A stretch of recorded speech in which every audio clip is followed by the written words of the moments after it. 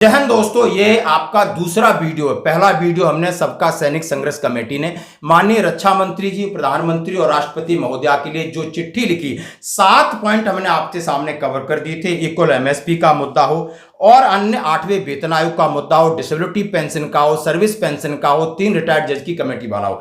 आगे मैं आपसे बात करूंगा कौन से मुद्दे हैं, रिजर्व पेंशन के मुद्दे हैं, ऑनरी कमीशन का हो, और उन्होंने कहा सिक्योरिटी एजेंसी जवानों को मिले, और उन्होंने कहा इतना भेदभाव किस लिए, आर्मी अफसर को आरोपी नहीं मिलनी चाहिए, और कहा और अग्निवीर के मुद्दों पर बात की। उन्होंने कहा अग्निवीर का बंदा शहीद हो जाता है उसको क्या स्टेटस मिले, और उन्होंने कहा बटमैनी सिस्टम को खत्म किया जाए, और तमाम तरीके के मुद्दे उन्होंने रखा है। जो करप्शन है सेना में उस पर भी ध्यान दिया जाए। यानी इन मांगों को लेने से पहले उन्होंने और क्या संदेश दिया है, उन्होंने कहा पूर्व सैनिक जवानों की मांगों को संसद में उठाने हेतु मांग पत्र, ऑनेबल मेंबर ऑफ पार्लियामेंट, यानी उन्होंने कहा हर एक कोई जिस इलाके में पंजाब के कहीं हर एक जो भी मेंबर ऑफ पार्लियामेंट है, राज्यसभा या लोकसभा के सदस्य हैं, उनको आपने ये ज्ञापन देना होगा। उसमें लिखा है निवेदन है कि हमारी सबका सैनिक संघर्ष कमेटी पिछले कई सालों से जवानों के हकों के लिए संघर्ष करती आ रही है, और उन्होंने संघर्ष के बारे में बताया कि आखिर क्या क्या संघर्ष किया है। और उन्होंने ये बात कही है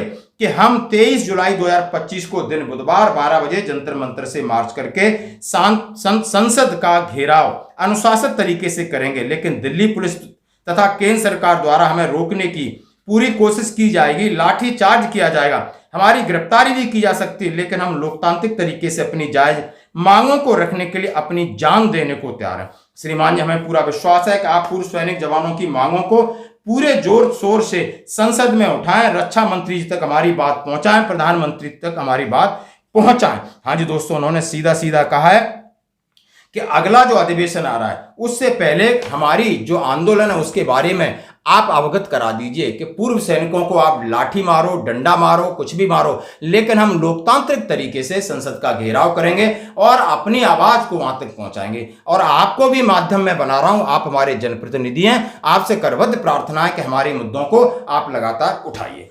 अब कौन कौन से और मुद्दे हैं, जैसे मैंने मुद्दों की बात की, रिजर्विस्ट पेंशन। श्रीमान जी 1962, 65, 71 में जिन्होंने अपने परिवार को खोया, प्राणों की आहुति दी, लगभग उनकी पेंशन के बारे में आपको विचार करना चाहिए था। 10 साल की सर्विस में रिजर्व पेंशन भेज दिया गया था, और उनकी पेंशन में बढ़ोतरी क्यों नहीं हो रही, और लगातार इस बात को कोर्ट ने मामला संज्ञान में लिया है। उनको भी आरोपी की तर्ज पर आपको पेंशन बढ़ोतरी का लाभ देना होगा, जैसा कि इन्होंने सीधा सीधा लिखा है। और ये मामला AFT high court, supreme court में चल रहा है, और इन जवानों के पक्ष में निर्णय दिया गया है। तो दोस्तों आप समझ सकते हो कितने बुजुर्ग लोग होंगे जिन्होंने 62, 65, 71 की लड़ाई लड़ी है, हमारे लीजेंड हैं, आज वो 8 और 9 हजार रुपए में काम चला रहे हैं। क्या ये सही है? दूसरी बात, ऑनरी कमीशन का मजाक मत कीजिए। उन्होंने कहा यदि आप ऑनरी कमीशन देना चाहते हो, यदि किसी के अच्छे चरित्र के ऊपर, अच्छे काम के लिए उसको सम्मानित करना चाहते हो, तो फिर ये कौन सा सम्मान है उसको, यानी पहले ऑनरी पेंशन जाते समय दे रहे हो, ना ही उसके कंधे पर रैंक लगता है, ना ही उसके कुछ जेब में पैसा आता है, तो उस ऑनरी के साथ मजाक क्यों कर रहे हो? ऐसी ऑनरी रैंक हमें नहीं चाहिए, नहीं तो जो ऑनरी आप दे रहे हो उसका फायदा दीजिए। जवान are being exploited in security agency service. श्रीमान जी, सिक्योरिटी एजेंसियों पर लाइसेंस सिर्फ अफसरों को ही मिलता है, जवानों को सिक्योरिटी एजेंसी का लाइसेंस नहीं मिलता है। अगर सिक्योरिटी एजेंसी किसी बैंक में गनमैन का ठेका 35,000 रुपए में होता है, तो जवान को गनमैन की ड्यूटी करता है उसको लगभग 15,000 मिलते हैं। ड्यूटी 8 घंटे की जगह 12 घंटे कराई जाती है। क्या यह मानव तस्करी नहीं है? क्या यह ह्यूमन राइट का उल्लंघन नहीं है? हमारी मांग है कि सिक्योरिटी एजेंसियों के लाइसेंस जवानों को भी दिए जाएं, ताकि यानी किस तरीके से कहा है कि जवानों को सिक्योरिटी एजेंसी दीजिए, अफसरों के हाथों में होती तो किस तरह वो काम कराते हैं, और किस तरह उनका जो पैसा वहां से मिलता है अपनी जेब में रख के जवानों को कितना देते हैं, शायद आप जानते हो।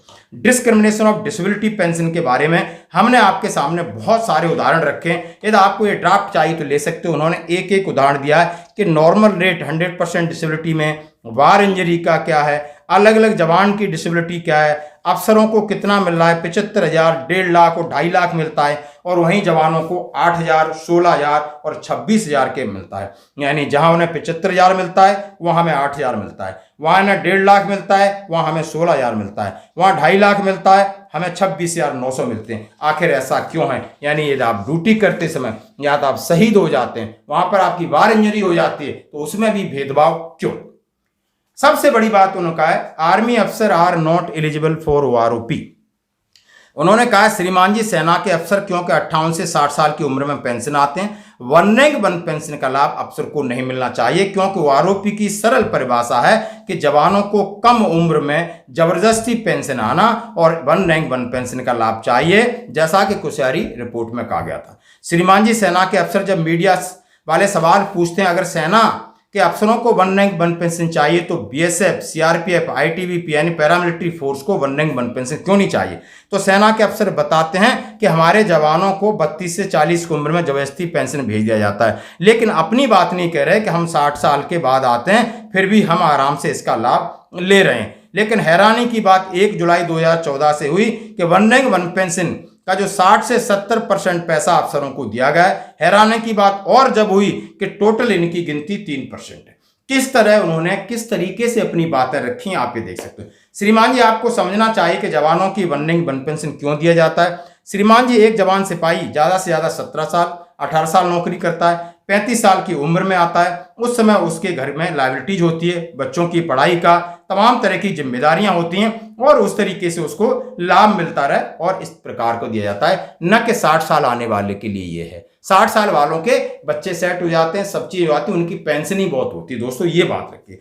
Regarding conciliation of Agniveer scheme, उन्होंने कहा है कि अग्निवीर स्कीम लागू करने के पीछे केंद्र सरकार का असली मकसद था कि सैनिक जवानों की पेंशन बंद करना चाहिए या पेंशन में कटौती की बात कही, लेकिन उन्होंने कहा अब ये वक्त आ गया कि आप इसके ऊपर दोबारा विचार करें। ऑपरेशन सिंदूर में भी आपने इसके बहुत सारे परिणाम देखे होंगे और आपको एनालिसिस करना चाहिए, जैसा कि सरकार के ऊपर दबाव है कि इनकी परसेंटेज बढ़ाओ और इनको रेगुलर की तरह करो। कांग्रेस पार्टी भी इसी तरीके से कह रही है।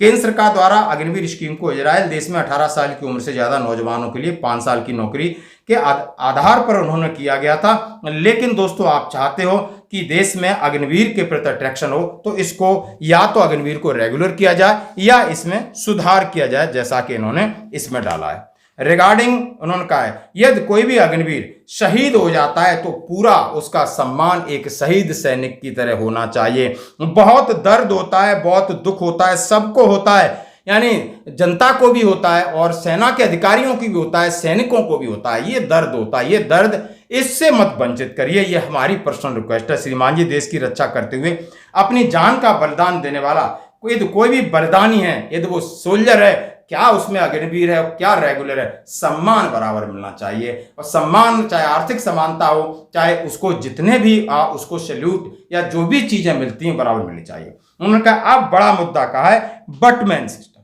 श्रीमान जी सेना में बटमैन का मतलब होता है सेना के अफसर के लिए फ्री नौकर जो 24 घंटे दिन रात सेवा में हाजिर रहता है। श्रीमान जी इस समय सेना के अफसर द्वारा घरों में रखे गए बटमैनों का अफसर की पत्नियों के साथ नाजायज, गंदे या सोशल मीडिया पर चर्चा का विषय बने हुए हैं। श्रीमान जी बटमैन सिस्टम अंग्रेजों के समय का है। अफसर अंग्रेज और जवान गुलाम भारत के होते थे। बटमैन सिस्टम के द्वारा अंग्रेज अफसर भारतीय जवानों को नीचा दिखाकर उनके अंदर गुलामी भरना चाहते थे, उनको मेंटल टॉर्चर करते थे ताकि कोई जवान उनके सामने सिर उठाने की हिम्मत न कर सके। लेकिन अफसोस है कि भारत के आज़ाद होने के बाद अफसर को सर्वेंट अलाउंस तो लागू कर दिया लेकिन सहायक सिस्टम बंद नहीं किया। आज हमारे अफसरों ने अंग्रेज अफसरों से भी कई ज़्यादा जवानों के साथ उन्होंने भेदभाव, कई प्रकार के आपने केस देखे होंगे। उन्होंने कहा 1 लाख से ज्यादा जवानों को नौकर बनाकर रखा हुआ है। आप सभी एक जवान की पे 45,000 रुपए महीने से 1 लाख जवानों पर कैलकुलेट करते हो तो 450 करोड़ रुपए आपके वेस्टेज जा रहे हैं और 1 साल का मतलब 12 गुणा 4.5 यानी 54,000 करोड़ रुपए 1 साल में, जो कि देश को नुकसान है, सेना को नुकसान है और ये गलत तरीके का फायदा है। अब ये बर्दाश्त नहीं हो सकता, ये बर्दाश्त नहीं हो सकता। इसके ऊपर उन्होंने छेद के कहा श्रीमान जी जवान अफसर के घर में नौकर बन के रहता है।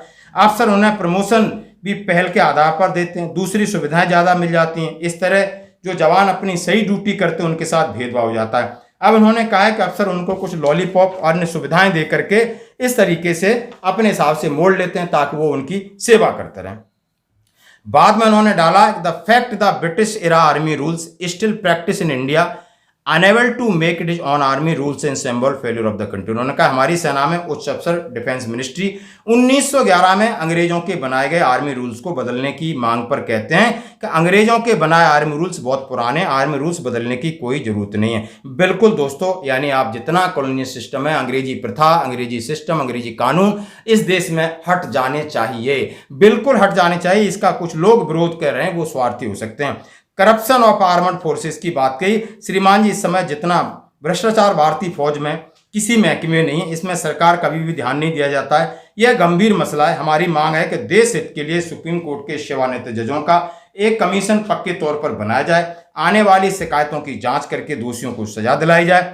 हमारा आपसे वादा है, अगर आप इस पर ईमानदारी से काम करें तो 1 साल में 50,000 तक शिकायतें मिल जाएंगी। इतना भ्रष्टाचार हो गया है। दोस्तों श्रीमान जी, उपरोक्त मांगों को लेकर हमें पूरी उम्मीद है कि केंद्र सरकार जल्द से जल्द इन जवानों की मांगों को सुनेगी, पूरा करेगी और माननीय रक्षा मंत्री से बातचीत के लिए 1 घंटे की मीटिंग का समय प्रदान करें। हम पूर्व सैनिक 23 जुलाई 2025 दिन बुधवार को संसद घेराव के लिए मजबूर हो रहे हैं, जिसकी हमने तैयारी पूरी कर ली है। आपका बहुत बहुत धन्यवाद। तो दोस्तों, ये सारी चीजें बड़े जबरदस्त तरीके से आपने सुनी, देखी, एक एक चीज को उन्होंने गढ़ा है, एक एक चीज को अपने तरीके से ऑथेंटिकेटेड किया है। तो दोस्तों, अब हमारी और आपकी क्या जिम्मेदारी बनती है, यानी 23 जुलाई को हम इनका समर्थन करें, तन से करें, मन से करें, धन से करें, ताकि लोगों में ये अवेयरनेस तो क्रिएट हुई, लोग ये जान तो रहे कि आखिर हो क्या रहा था, कितना बदला हुआ है। ये आप समझ सकते हो, पिछले 2-3 साल से आप अपने हकों को जान रहे हो, जाग गए हो, चलोगे भी, मिलकर भी चलोगे। थोड़े बहुत मनभेद मतभेद होते रहेंगे, कोई भाई के दिमाग में कुछ होगा, हम गलतफहमी दूर करके सब मिल करके आगे बढ़ेंगे,